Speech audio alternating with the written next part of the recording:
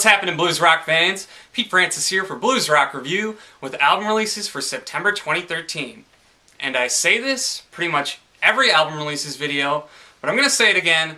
We've got a great month of album releases for you, so let's get things kicked off with Gov't Mule's latest album, Shout.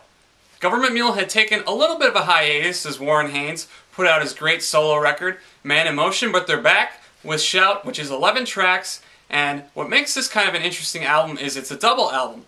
Warren Haynes came up with a concept where Gov't Mule would record the album, but then they would, for the second disc, get a group of guest performers to record vocals. So this album is loaded with guests, including Dr. John, Ben Harper, Grace Potter, Glenn Hughes, and countless others. So go check it out. Shout drops September 24th. Jonny Lang is back with his first studio album in 7 years this month, Fight for My Soul. Fight for My Soul may not be the album that longtime Jonny Lang fans were expecting, but it's definitely a showcase of his evolution as a songwriter, and also a great display of his incredible vocals.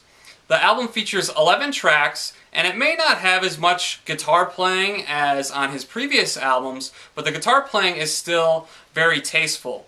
And this album is more so of a soul album, but it does still have elements of that blues and blues rock guitar playing. And at the end of the day, it's a great album, and it's great to see Jonny Lang back on the scene making new music. You can read more about this album by clicking the link in the description box to our interview with Jonny Lang. The Temperance Movement are releasing their self-titled debut album this month, which follows up their debut EP, the Pride EP. This album features 12 tracks, including all 5 tracks from the Pride EP. And this album is coming out on Earache Records. And as some of you may know, Earache Records is known as predominantly a metal label.